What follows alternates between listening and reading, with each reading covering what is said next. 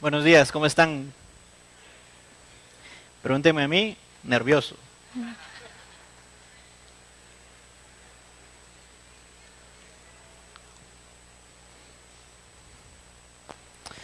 Realmente es una responsabilidad grande, honor, estar acá y que me hayan tomado en cuenta para poder, en el lapso de unos meses, pues tener el tiempo con la palabra desde acá. Y estoy muy agradecido en primer lugar con el Señor. Y a ese mismo Señor es quien le he pedido que por favor sea Él quien hable a través de mí, que sea su palabra la que podamos estudiar y no yo, ¿verdad? Entonces quiero que me acompañen en esa oración, diciéndole: Señor, gracias te damos por este tiempo, gracias porque podemos estar acá, Señor, sin ninguna limitación, sabiendo que tú eres la razón, Padre, de nuestra existencia, Señor, sabiendo que tú eres la razón del reunirnos, habiéndote alabado con nuestras alabanzas, Señor, con nuestra boca, nuestras manos, nuestro canto, Señor. Queremos en esta hora estar atentos, todos, Señor, como un cuerpo tuyo, para escuchar lo que tu palabra dice acerca de tus cualidades, de tus características, Señor, y aprender un poquito más de lo que en ella están escritos. Te agradecemos, Señor, y te damos la gloria y la honra. Amén. Hoy se celebra el 10 de mayo, el Día de la Madre en mayo. En muchos países, en Estados Unidos, pues hoy es la fecha real. Nosotros lo hacemos el día martes. Y según las estadísticas, los días de la madre cada año es cuando los comercios tienen su repunte más alto en cuanto a ventas y comercio y un montón de otras cosas. Y está bien, ¿verdad? Ahora, ¿qué pasa cuando es el Día del Padre? Sacan ofertas, sacan un montón de cosas y apenas ahí va. No puedo hablar todavía, ya me tocará. En su momento me pongo a pelear por eso. Estamos agradecidos. Tenemos diferentes contextos aquí en la iglesia en cuanto a lo que la relación madre-hijo se refiere, madre-esposo se refiere, ¿verdad? Yo creo que una buena mayoría tenemos a nuestra mamá con nosotros. Y el principal emoción que a mí se me viene a la mente y al corazón es de agradecimiento por ellas, ¿sí? La Biblia está llena de ejemplos y relatos que hablan con respecto a una madre que fue usada por Dios para poder ser de bendición a sus hijos y a todo lo que los rodeaban. Y eso está bien y por eso es que lo celebramos. Quiero que por favor entendamos que esta mañana mi intención, por supuesto, es que estar agradecido con Dios por nuestras mamás, los que las tenemos y los que en algún momento ya no las tienen. Pero la enseñanza de hoy yo quiero que vaya un poquito más trascendente a lo que realmente Dios y su soberanía quiere para una mamá y para cualquier hijo suyo, ¿verdad? Y vamos a concluir al final que ese propósito de Dios perfecto va a ser para glorificarse a Él mismo. ¿Estamos agradecidos por nuestras mamás? Por supuesto que sí, por nuestros papás también, por nuestra familia, pero esa familia es la que Dios permite en nuestra vida para darle la gloria y la honra a Él. Si medio leyeron su boletín o lo hacen ahorita, el título dice el Magnificat. Les soy honesto, yo no sabía a qué se referían cuando mencionaban al Magnificat, y tal vez en otros contextos religiosos es un poco más sonado que en el nuestro, pero no por eso lo vamos a dejar de leer y estudiar, porque está en la palabra de Dios. Y el resumen del Magnificat es la oración que la mamá de Jesús tiene cuando ésta se entera por medio de un ángel que iba a ser portadora del Salvador para el mundo. Y esa es la conclusión, tal vez me estoy adelantando, pero la conclusión a todo lo que vamos a ver es el corazón de María al final en decir: la gloria no es para mí, la gloria no es para José. Vamos a ver otros dos personajes, que es Zacarías y Elizabeth. La gloria no es para Elizabeth, para Zacarías, la gloria es para Dios. Y por eso es de que pensé en hablar en esto. Mamás, las amamos. Y estaba pensando en una mamá cristiana, ¿cuál es su principal característica? Y es la confianza en Dios. Yo creo que es un denominador común, la confianza en un Dios poderoso. Por lo menos tengo el ejemplo de mi mamá con eso, la confianza en Dios. Y estamos muy agradecidos por eso, pero al final de todo yo quiero que entendamos de que el hecho de que Dios haya instituido una relación mamá, hijo, mamá, esposo, lo que sea, es para darle la gloria a Él. Y ese es el resumen de lo que significa el Magnificat. Y en su boletín dice que el Nuevo Testamento inicia con la historia de dos embarazos, ¿sí? De acuerdo al relato de Lucas. El primero de ellos es de Zacarías y Elizabeth. Yo quiero que vayamos a Lucas, capítulo 1 y versículo 5.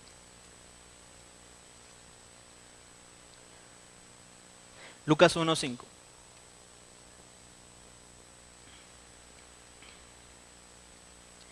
Dice así: hubo en los días de Herodes, rey de Judea, un sacerdote llamado Zacarías, de la clase de Abías. Su mujer era de las hijas de Aarón y se llamaba Elizabeth. Ambos eran justos delante de Dios y andaban irreprensibles en todos los mandamientos y ordenanzas del Señor. Versículo 7. Pero no tenían hijo, porque Elizabeth era estéril y ambos eran ya de edad avanzada. Dejémoslo ahí. ¿Qué otro ejemplo del Antiguo Testamento tiene muy parecido a este de Zacarías y Elizabeth? Abraham y Sara, ¿se acuerdan? Eran ya viejos y no podían concebir un hijo. Este es el mismo ejemplo, el mismo concepto. Si se dan cuenta, el versículo 6 dice que ambos eran justos delante de Dios y andaban irreprensibles en todos los mandamientos y ordenanzas del Señor. No eran personas cualquiera. Zacarías era un sacerdote en ese momento. Y en ese entonces, como ahora, el que una mujer sea estéril era un problema no solo emocional, no solo de familia, no solo psicológico, sino que también era un problema social. Según los historiadores, dice que socialmente la posición de una mujer estéril, en un contexto hebreo, se encuentra junto con los despreciados, pobres y desamparados. Yo creo que la mayoría de nosotros tenemos conocidos, amigas, que en algún momento no pueden quedar embarazados y llega a ser un problema. En este momento, por supuesto que lo era, pero socialmente era mal visto también. Ya no digamos del punto de vista de Zacarías. El mismo historiador dice que legalmente Zacarías violaba una obligación legal, ya que él estaba obligado a tener hijos, a tener descendencia. Todo eso dentro de un contexto hebreo, ¿verdad?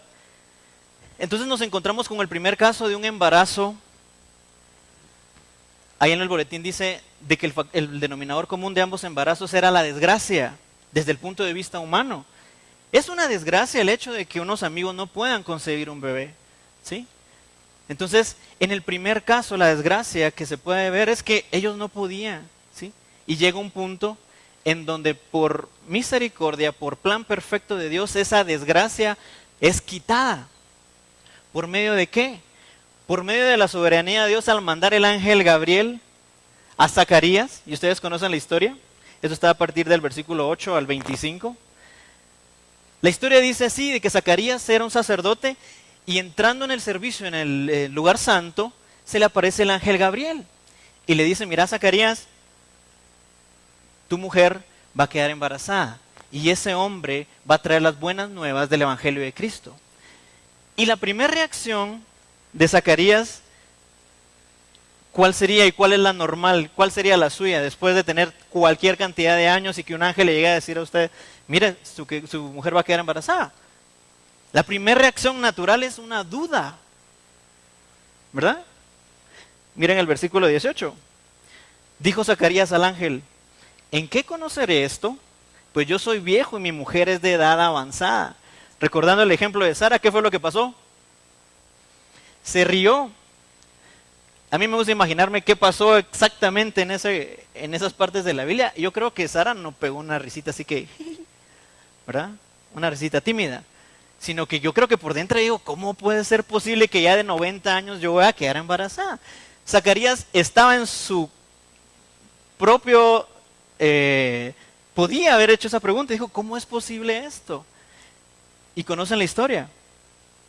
El ángel Gabriel le dice: por cuanto no creíste, versículo 19, respondiendo el ángel le dijo: yo soy Gabriel, que estoy delante de Dios y he sido enviado a hablarte y darte estas buenas nuevas. Y ahora quedarás mudo y no podrás hablar hasta el día en que esto se haga. Imagínense Dios cómo actúa. Frente a una duda de Zacarías, Él le cierra el habla, le bloquea el habla. Yo creo que hubiera sido peor si hubiera sido al revés. Que a un hombre no nos permitan hablar, no nos causa tanto problema, ¿verdad? Que a una mujer sea un poquito más, depende, ¿verdad? Yo siempre digo que la Gigi me complementa a mí en ese aspecto, ¿verdad? Hay veces que nos turnamos. Ella es la de las relaciones públicas y empieza a hablar, yo termino. Y otras veces es viceversa. En este caso, Zacarías fue el que por voluntad de Dios, Dios le dice, por cuanto no creíste, no podrás hablar hasta que esto acontezca. 9 meses.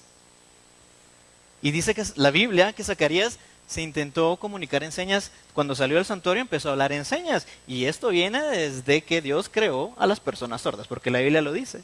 Entonces él formaba parte de Explosión de Amor en ese entonces. Las personas no oyentes. Todo esto sucede de acuerdo a un plan perfecto de Dios. En su momento Dios quita la desgracia que en su momento fue impuesta. Ese es el primer ejemplo. El segundo ejemplo es más conocido para todos que el primero, y es José y María. Mientras que en Elizabeth y Zacarías la desgracia fue quitada en su momento, a José y María se les impone una desgracia desde el punto de vista humano y terrenal. ¿Por qué? Yo no sé si ustedes se han puesto a pensar en eso, yo siempre lo pienso. Y nosotros hablamos acerca del nacimiento de Cristo como algo lindo, hermoso y todo, pero pónganse a pensar en los instrumentos que Dios usó en su momento, María y José, para poder traer al mundo a nuestro Salvador, que le dice, mira María, vas a concebir un hijo. María tal vez no era tan grande como su prima Elizabeth. Estaba en una etapa en donde podría ser perfectamente fértil. La Biblia dice que estaba desposada con José. Vamos a explicar qué significaba eso más adelante. Entonces la noticia, desde el punto de vista físico y anatómico y médico, era bien posible que ella pudiera quedar embarazada, no como los otros. Entonces la desgracia fue impuesta, porque imagínense, y aquí sí les hablo tal vez a los padres, que sus hijas lleguen y les digan, mira mamá, estoy embarazada. ¿Cómo es posible? ¿Verdad? ¿Y de quién? Y que la respuesta sea tan ridícula como lo siguiente, del Espíritu Santo. ¿Ya se pusieron a pensar que esto fue lo que sucedió? Entonces llega el versículo, nos pasamos al siguiente ejemplo, llega el versículo 26, vamos al 26. Es una historia bien conocida. Al 6º mes el ángel Gabriel fue enviado por Dios a una ciudad de Galilea llamada Nazaret, a una virgen desposada con un varón que se llamaba José, de la casa de David, y el nombre de la virgen era María. Y entrando el ángel donde ella estaba, dijo, salve muy favorecida, el Señor es contigo, bendita tú eres entre las mujeres. Mas ella cuando le vio se turbó por sus palabras y pensaba, ¿qué salutación sería esta? Entonces el ángel le dijo, María, no temas porque has hallado gracia delante de Dios, y ahora concebirás en tu vientre y darás a luz un hijo, y llamarás su nombre Jesús. Este será grande y será llamado Hijo del Altísimo, y el Señor Dios le dará el trono de David su padre, y reinará sobre la casa de Jacob para siempre, y su reino no tendrá fin. Lo predicamos todos los años, lo sabemos todos, de memoria. Es el nacimiento del Señor Jesucristo, es la promesa que en Isaías se hizo, aquí se está cumpliendo. La reacción de Zacarías fue asombro. ¿Cómo es posible que mi esposa, ya siendo grande, va a quedar embarazada? Dios le cerró la boca. En este momento, María va a hacer la misma pregunta, pero yo creo que es válida. Versículo 34. Entonces María dijo al ángel, ¿cómo será esto? Pues no conozco varón. Cuando la Biblia habla de que María y José estaban desposados, era una especie de compromiso. Otra vez, en el contexto de ese momento, la palabra desposar era un compromiso que duraba aproximadamente 1 año, pero en donde el hombre y la mujer estaban sumamente comprometidos, esperando un momento para poder contraer matrimonio. Y en ese periodo de desposamiento, si así se puede decir, el compromiso era tan fuerte que no cabía la separación. No es como nosotros o en nuestra cultura actual, de que a un pelito de rectificar el compromiso puede haber una diferencia y ya no se puede dar. Entonces la pregunta de María yo la considero totalmente válida. ¿Cómo es posible de que me estás hablando de que voy a ser portadora de un hijo si yo no conozco varón? José apenas estoy desposado con él, no llevamos una vida matrimonial, no puedo quedar embarazada. ¿Y qué le responde el ángel? El Espíritu Santo vendrá sobre ti y el poder del Altísimo te cubrirá con su sombra, por lo cual también el santo ser que nacerá será llamado Hijo de Dios. Qué gran responsabilidad para una persona, qué gran responsabilidad para una madre. Ambos ejemplos, Dios empieza el Nuevo Testamento con dos ejemplos de madres que van a llegar al término de su primer capítulo en la historia con lo siguiente. En ambos casos, la Biblia va a hablar que Elizabeth obedeció y entendió que iba a ser usada únicamente para ser instrumento de Dios, igual que María. ¿Qué dice María? Y aquí tu pariente Elizabeth, también, versículo 36, ha concebido hijo en su vejez, y este es el 6º mes para ella, la que llamaban estéril, porque no hay nada imposible para Dios. Y miren lo que responde María. He aquí la sierva del Señor, hágase conmigo conforme a tu palabra. Y el ángel se fue a su presencia. En este momento yo quiero cambiar un poquito el enfoque de lo que venimos platicando. Y ahorita estamos hablando del papel de dos mujeres piadosas en la Biblia, en su papel de madres, en su papel de instrumentos de Dios por medio de una maternidad que iba a ser trascendente a lo largo de la eternidad. El primero, Juan el Bautista. El segundo, nuestro Señor Jesucristo. ¿Sí? Ellas no dijeron en ese momento, qué gran privilegio tengo, voy a hacer todo lo que humanamente esté posible en mis manos para llevar a cabo esta tarea. Ambas, la postura que toman es, entiendo tus planes, yo sé que va a ser difícil el que José en su momento me entienda, que por cierto en Mateo, aquí le está hablando a María el ángel, en Mateo inicia el relato con José, que se le aparece en sueños, porque José estaba planificando su vida, porque la Biblia dice de que él no quería avergonzarla.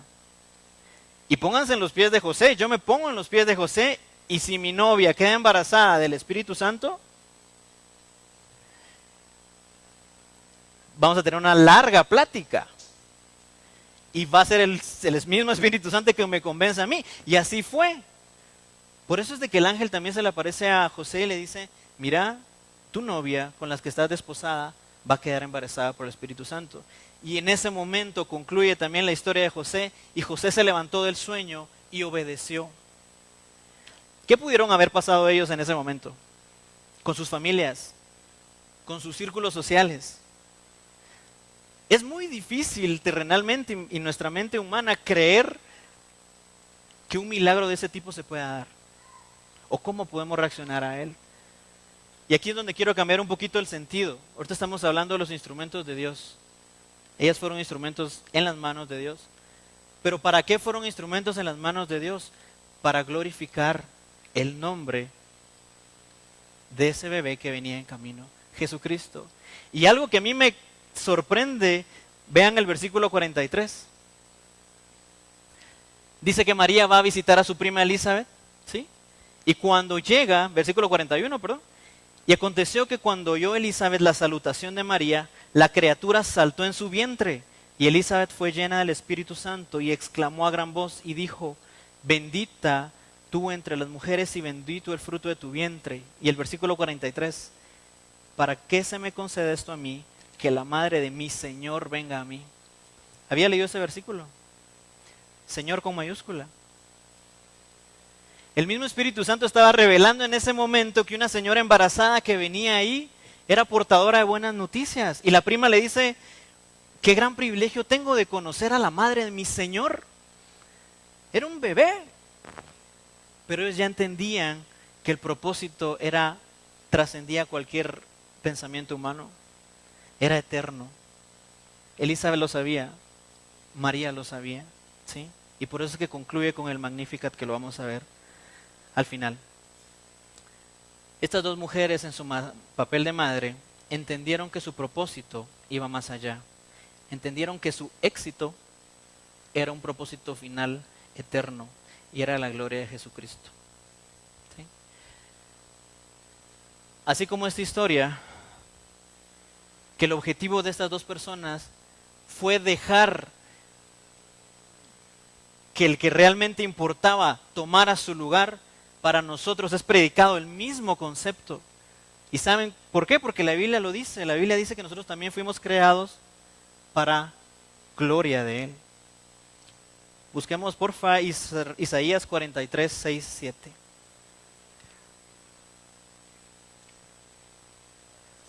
Isaías 43, 6 y 7.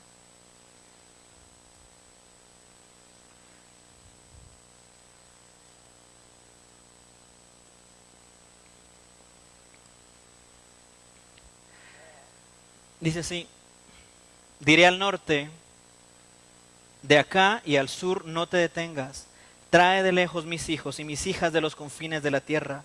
Todos los llamados de mi nombre, para gloria mía los he creado, los formé y los hice.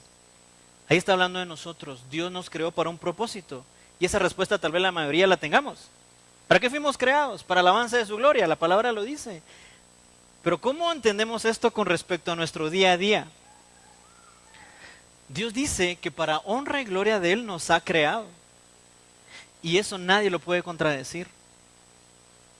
Así como María y Elizabeth en su momento entendieron que la gloria y el acontecimiento iba a ser el nacimiento de Jesucristo y lo que Él iba a vivir, morir, resucitar y hacer en nuestras vidas, le dieron lugar a esa gloria. Nosotros también, cualquier cantidad de años después, tendríamos que entender que para gloria suya fuimos creados. Y muchas veces escuchamos un evangelio o prédicas desde cualquier púlpito o cualquier radio, lo que sea, en donde queremos personalizar a un Dios de acuerdo a nuestras necesidades. Se escucha tanto el decir, hermano, di el 10% de su diezmo. Ahí va a ver que lo que le quede le abunda más. El 90% abunda más que si usted no lo da. Y así un montón de enseñanzas que van personalizando o adecuando a un Dios eterno, glorioso, para nuestros beneficios. Incluso la salvación. He escuchado prédicas en donde dicen, hermano, ábrale la puerta de su corazón al Señor. Él está temblando de frío afuera. Él está tocando la puerta de su corazón. Entonces, para los que escuchan ese tipo de prédica, dice, si yo le abro la puerta de mi corazón a ese Jesús, le estoy haciendo un favor. Va, pasa pues. Y así vivimos un evangelio tan light, tan suavecito, tan sin convicción de pecado, y entendemos, mal entendido, de que Jesucristo es alguien a quien nosotros podemos personalizar en nuestras vidas. Cuando de entradita Dios dice de que para gloria de Él nos ha creado. Y eso significa que un Dios soberano puede hacer lo que se le dé la gana dentro del punto de vista eterno con nosotros, con nuestras vidas. Hablo de esto porque en las últimas semanas hemos estado estudiando un libro con los jóvenes y es un tema recurrente en mi vida personal, el hecho de lo que significa darle gloria a Dios con lo que hago. Y el autor de ese libro dice lo siguiente: si usted como cristiano se conforma con ir a la iglesia, se conforma con orar un tiempito a la semana, se conforma con tener un techo cómodo, se conforma con tener 1, 2, 3 carros, se conforma con tener sus vacaciones de ley, se conforma con tener una pareja, un novio, una novia, un esposo, una esposa, se conforma con pasarla bien y dejar de último la gloria de Dios, déjeme decirle que su vida es una tragedia. Y cada vez que hablamos de eso en el grupo, realmente yo me pongo a pensar, ¿cuántas veces en mi vida yo dejé que eso pasara o dejo que eso pase? Es tan fácil venir acá, invertir 3 horas de nuestro tiempo, 4 horas de nuestro tiempo y continuar una vida piadosa. Yo no le estoy diciendo que hagamos nada malo moralmente visto, pero es bien fácil adaptarnos a un Dios que nosotros consideramos que debe tener ciertos espacios en nuestra vida y no todo el espacio de nuestra vida. Al final de nuestros días yo no quiero que el Señor me diga, pudiste haber hecho mucho más. Pudiste haber mostrado mi gloria mucho más en diferentes situaciones y no lo hiciste. Por algo dice la Biblia de que si ustedes comen o beben, háganlo como el Señor.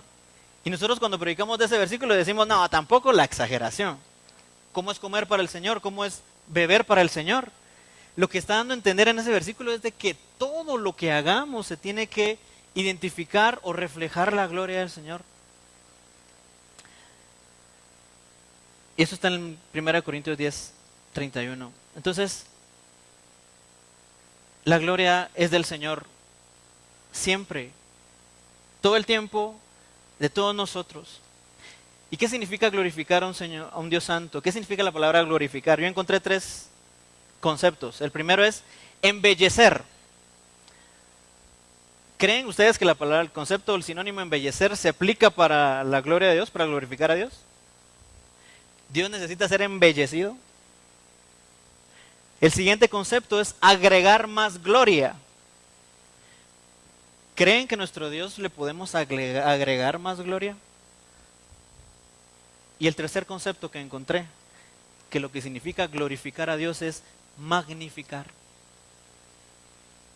Y por eso es que al final quiero amarrar esto con el concepto de lo que María hizo al magnificar al hijo que iba a tener. Y para la palabra magnificar o el concepto de magnificar se puede entender desde 2 puntos de vista, que es válido. El primero es para los que trabajan en un laboratorio. Tengo el ejemplo de mis hermanas que siempre viven hablando de eso.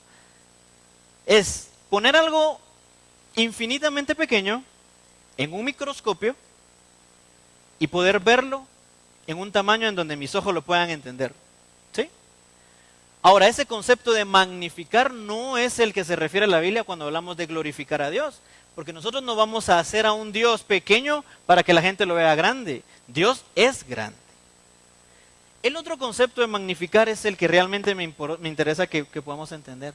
Magnificar significa ver las cosas grandes que no alcanzamos a ver como realmente su tamaño lo es. Por ejemplo, un telescopio. Si hoy en la noche les pido por favor que salgan de su casa y localicen Júpiter, por más que estemos ahí con ojos chinitos viendo al firmamento, no lo vamos a encontrar. Ahora yo les pregunto, ¿Júpiter existe? ¿Sí? ¿Es del tamaño, no sé, 10, 15, 20 veces de la Tierra? Sí. Entonces, ¿por qué no lo veo? Tenés que usar un aparato lo suficientemente potente para poder ver la dimensión real de lo que Júpiter es. Y cuando la Biblia dice que nosotros tenemos que hacer todo para el Señor, darle la gloria, es precisamente eso. Que nuestros amigos, compañeros de trabajo, que puedan salir al firmamento y puedan decir, ¿dónde está la gloria de Dios? ¿Dónde está Dios? Puedan ver en nosotros instrumentos de magnificación en nuestras vidas, en nuestra conducta, en nuestras palabras, en nuestros pensamientos, que ellos puedan ver reflejado la gloria de Dios tal como Él es. Eso es lo que significa magnificar. Desperdiciamos nuestras vidas cuando no planificamos de acuerdo a la gloria de Dios. Desperdiciamos nuestras vidas cuando nos relacionamos fuera de los estándares de glorificar el nombre de Dios. Desperdiciamos nuestras vidas cuando trabajamos pensando que no es para la gloria de Dios. Desperdiciamos nuestras vidas cuando oramos y pedimos pensando que eso va a glorificar a Dios y no lo es. En un contexto un poquito más, por ejemplo, de escuela dominical, nos pueden enseñar a orar. Y muchas veces nosotros oramos con la terminación me al final. Bendícenos, bendíceme, ayúdame, provéeme. Por supuesto que es válido, pero si buscamos ejemplos de oraciones en la Biblia de personas piadosas frente a Dios, ellos no mencionan me, sino que dicen, de acuerdo a tu voluntad, hágase conforme a lo que tú planificaste, con lo que tú dices, y así nos vamos. Desperdiciamos nuestras vidas cuando creemos que un evangelio tranquilo es lo suficiente para darle la gloria a Dios. Y no lo es. Y realmente lo platicamos en la reunión de los jueves con los jóvenes. Yo no quiero desperdiciar mi vida. Yo quiero entender que mi felicidad va a depender de que un Dios sea glorificado. Y muchas veces nos predican eso y el que está predicando como que no hace match una cosa con la otra. Hermanos, ustedes tienen que glorificar a Dios a pesar de que no les guste. Y ahí va uno con un pensamiento equivocado y decir, bueno, prefiero esto porque ni modo y caigo en una depresión o qué sé yo. No estoy consciente realmente de que la gloria de Dios tiene que ser mi felicidad, mi gloria. Y eso es algo que en lo personal a mí me cambia el concepto y el pensamiento. Muchas veces hemos escuchado prédicas en donde el estereotipo es todo o nada. Le tienes que entregar todo al Señor, todo, todo. Y en su momento decimos, ¿será que así de exagerado? Y en su momento en esas reuniones, campamentos, lo que sea, se comenta, no, es que yo no creo que pueda ser así. A estas alturas de nuestra vida espiritual y madurez, yo sé que lo sabemos, y si no lo sabemos como yo hace un momento, un tiempo, es así. Dios se merece toda la gloria. Termino con un ejemplo que también conocemos. Vamos a Hechos, por favor, capítulo 20.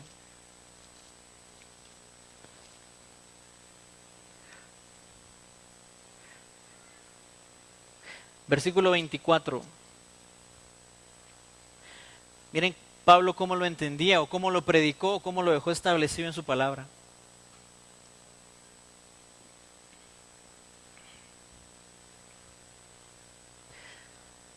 Hechos 20, 24.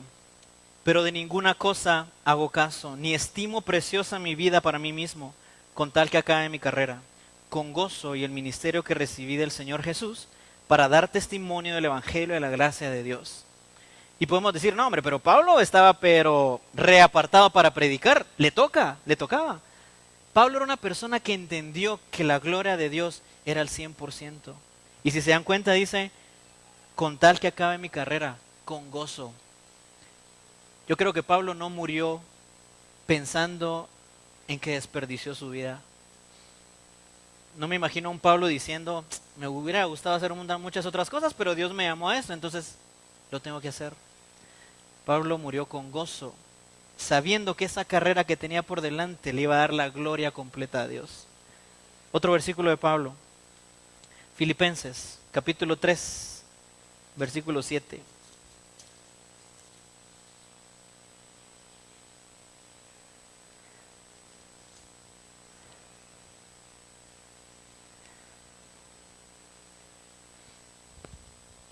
Filipenses capítulo 3, versículo 7. Pero cuantas cosas eran para mi ganancia, las he estimado como pérdida por amor de Cristo.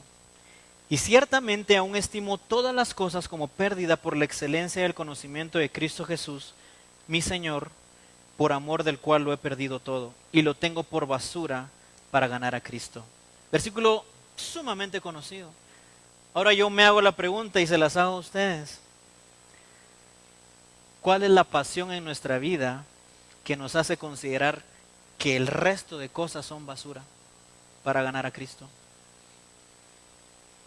¿Será que compartimos lo que Pablo dice? Y tal vez podemos recibir un amén, sí. Pero ¿cuáles son las cosas que usted considera como basura por la gloria de Dios?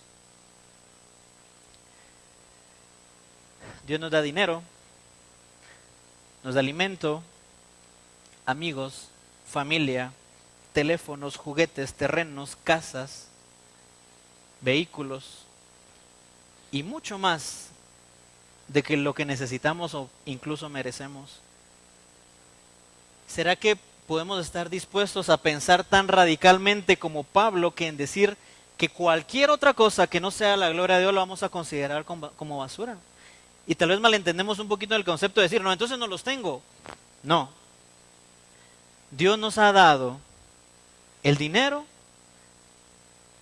para que usemos ese dinero de manera que mostremos que ese dinero no es mi tesoro, sino que Cristo lo es. Dios me ha dado mi familia para relacionarme y vivir con ellos, para dar a entender al mundo que ellos no son mi tesoro, Cristo lo es. Dios me ha dado propiedades, bienes materiales, carros, casas para darle a entender al mundo que ellos no son mi tesoro, Cristo lo es. Ese es el concepto de entender de que todo lo que tengo no es mi tesoro, sino que lo voy a utilizar y lo voy a entender para dar a conocer la gloria de Dios. Y miren, les voy a hablar muy sinceramente, personalmente.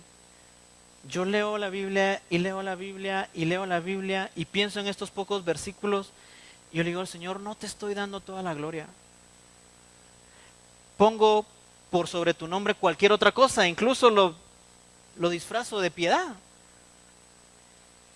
Pero hoy por hoy yo no sería capaz de poner muchas cosas como por basura para ganarte. Y eso quiero cambiarlo.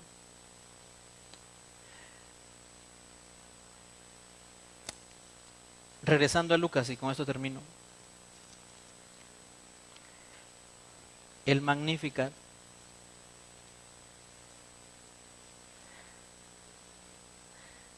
Después del capítulo sobrenatural que acaba de vivir María, preguntándole al ángel, ¿cómo puede ser esto si José no hemos tenido relaciones sexuales para quedar embarazada?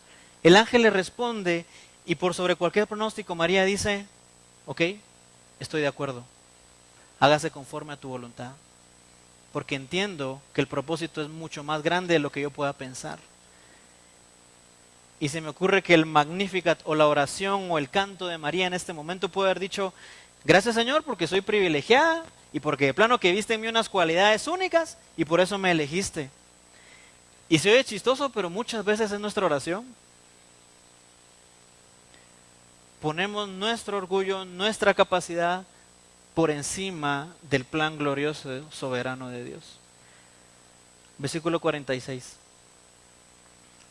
Entonces María dijo, engrandece mi alma al Señor, y mi espíritu se regocija en Dios mi Salvador, porque ha mirado la bajeza de su sierva, pues he aquí desde ahora me dirán bienaventurada todas las generaciones, porque me ha hecho grandes cosas el poderoso, santo es su nombre, y su misericordia es de generación en generación a los que le temen. Hizo proezas con su brazo, esparció a los soberbios en el pensamiento de sus corazones, quitó de los tronos a los poderosos y exaltó a los humildes, a los hambrientos colmó de bienes y a los ricos envió vacíos. Socorrió a Israel su siervo, acordándose de la misericordia, de lo cual habló a nuestros padres para con Abraham y su descendencia para siempre. Dos mujeres que entendieron un propósito mayor al que en ese momento estaban viviendo, glorificar el nombre del Señor. ¿Qué estamos haciendo nosotros? ¿Será que estamos glorificando a Dios por sobre cualquier otra cosa? Es una pregunta que en lo personal me hago y la dejo con ustedes también. Oramos. Señor nuestro Dios, gracias por tu palabra. Gracias por tus planes perfectos, Señor. Gracias por tu amor hacia nuestras vidas, Señor. Gracias porque dentro de tu plan, Maestro, Señor, fue amarnos primero. Sin existir nosotros, Señor, tú nos amaste por medio del sacrificio de tu Hijo Jesucristo para salvación de nuestros pecados. Y Señor, entendemos en esta mañana de que si esa es tu voluntad, Señor, nos debemos únicamente a ti para poder glorificar tu nombre por sobre cualquier otra cosa. Estamos agradecidos, Señor, porque nos permite estar acá, porque no tenemos de qué quejarnos, porque tenemos abrigo, porque tenemos comida, porque tenemos un techo. Pero muchas veces, Señor, estamos conformes con eso, pensando que eso es una vida que glorifica tu nombre y no lo es. Entendemos, Señor, que todas las cosas que tú nos has dado están dentro de tus planes, Señor, vienen como un don perfecto de parte de ti. Pero nos las has dado, Señor, para que la gente vea que todo eso no es nuestro tesoro, sino que eres tú.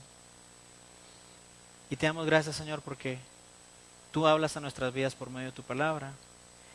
Gracias porque permitiste a mujeres piadosas en su papel de madre darnos el ejemplo de poner en el lugar que te mereces, Señor, por sobre cualquier otra cosa. Te pedimos de que nuestro sentir hoy sea el mismo, Señor, y que podamos honrarte, agradarte magnificar tu nombre como María lo hizo. En el nombre de Cristo Jesús. Amén.